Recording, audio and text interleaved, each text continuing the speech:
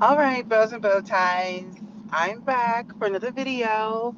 Um, yeah, hopefully I'll have decent quality to the videos. I mean, I've been having issues with it pixelating and everything, but anyway, let's jump right on into it. So I feel like the World Cup is like the best reality TV going right now. Because now, granted, a lot of things have been curated for my For You page on TikTok, but let me tell you, wait a minute. For those of you who are new to my channel, I'm the Black Opinionated Woman, also known as a Bo. Sorry about the sunlight coming through and totally washing me out here. So yeah, let's talk about it. The reality TV of the World Cup. So right now they're going through all their friendly phase, right? Like they're like trying to get prepared. And let me tell you how I have been hee-hawing because look, I actually enjoy Europe. Let me just say, I know there's like the build up before the letdown. I enjoy Europe. Europe is a great continent, lots of different cultures and languages and foods and history and all the things. But every once in a while, Europe needs to be chin checked for how they come for the US. And I'm like, let me tell you something. The US has a lot of problems, but we're still a good country with all of our problems. I just thought it was really interesting how they thought they were going to come over to the Americas. That's, the US, Mexico, etc. Well, also Canada, but Canada's not really hot. And think that their heat over there was the same as what is going on here. And I think they forget that the United States alone, we're not even talking about Mexico, Central America, South America, or even Canada. The United States is huge. Okay. So when you have such a huge country, you're going to have a diverse environmental background, a diverse climate. Okay. And let me just start off by saying I am enjoying like everyone reporting on, like, for example, the Norwegians don't typically say much, or at least they keep that in house. But they're in North Carolina. It was like 88 or 89 degrees the other day. And there was a whole lot of whining and crying about how it was so hot. They couldn't handle it. That 89 degrees with that humidity. See, I live on the East Coast, so I get it. I get the whole humid weather thing, right? I live in Maryland. And like I said, this isn't the same thing as being in like North Carolina or anything like that. But the Norwegians were ready to die.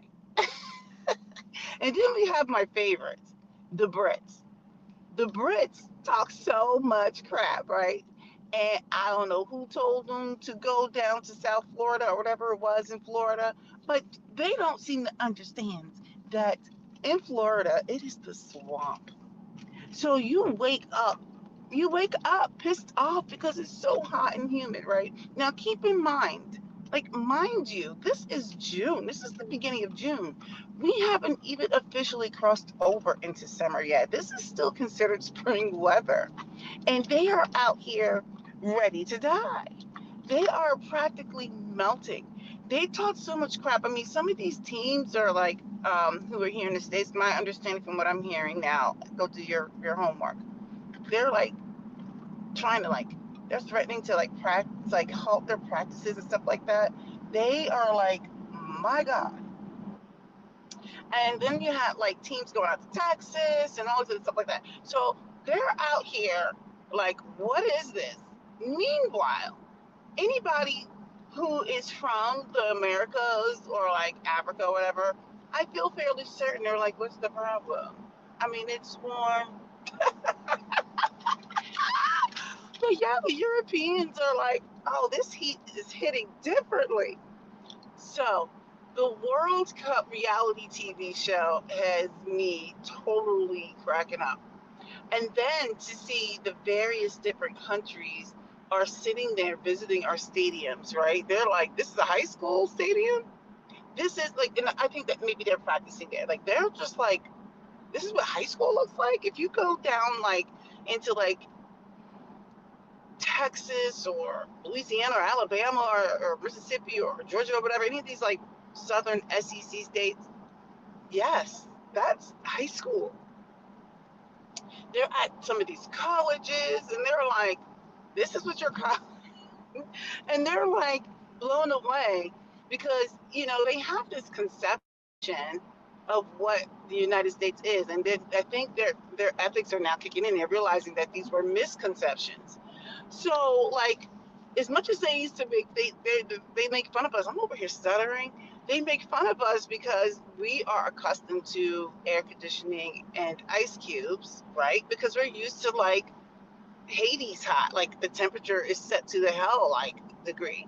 So for us, that's normal. So when we go overseas, now it's like an adjustment because we're so used to, like, asking for ice in the water, and we prefer air conditioning. Let me tell you something. Let me just say full disclosure. When we travel to Europe, like, just about every time, let me tell you, like, my husband and I, like, we typically stay in an American hotel. And I know everyone's like, why would you do that? You're in Europe. I'm like, because there's just certain creature comforts that we want. There's a certain standard that we want. Like, when I was younger, I've stayed in, like, European hotels before, and I did not enjoy them. They were very, very small. They didn't have the amenities I was looking for. It's just too small for me. And so, look, that's one of those things where I'm like, I'm a whole American, and if I can stay in an American chain or something like that, like, I let people think whatever they want. I'm like, I don't care. I need to get a certain standard. So they're over here. They're realizing how much now they love the air conditioning. I'm not sure if they're putting ice in their drinks, but, like, water is definitely, like, tap water is free here. Like, we don't have to, like, pay for that. But yeah, they're getting baptized. They're like, what is happening with this whole heat situation? Why is the temperature set to super high? Oh my gosh. But anyway, so now there have been comments about living in the United States because, like, other people are popping up on my page, and um, like, Brits who are living in the United States are educating, or not just the British, there are other people from other countries and nations, um, educating people, like, yeah, let me, like, break this down to you. This country is huge, and there is this conception that Americans don't travel. And I'm glad somebody is speaking on it, because I think I've said it, like, a couple years ago, or maybe it was last year. I can't remember. It was another video. I talked about how Americans do travel, but we have the country is so huge. Now, granted, I have my passport and I do leave the country, but they don't see. But a lot of people in Europe don't realize. I mean, obviously, it takes us. We have to go across oceans to get to Europe and to Asia. So, I mean, occasionally we go to South America, but our country is so big, like, we have to fly. So we tend to actually have big, comfortable cars because we spend a lot of time in them. Like you're witnessing right now, I am driving to work. If you were in Europe, it wouldn't take that long to get to work, but nothing is close. So I have to have a comfortable car with air conditioning, and I have my we call it the window thing up here closed because it is going to be hot. So I have a thing and the window, so I like all that closed and to keep the heat from beating down on inside of my car. And there's other things we have to block out the heat. But they're now understanding, like, there was someone out there who reported on, like, how these Europeans are like, oh, you guys are so lazy and this, that, and the other, just walk across 95. And somebody reported, they were laughing. They were like, they have no concept. Actually, there were multiple people making videos. They're like, this is what they think 95 is. And it was like a meme of, like, maybe a few cars on a highway. And they don't understand our highways are highwaying. And I think this one particular guy was reporting from out of New Jersey. And he was like, you think you're going to get to MetLife Stadium over 95? And I'm like, oh. So needless to say, they are being baptized because they realize, like, oh,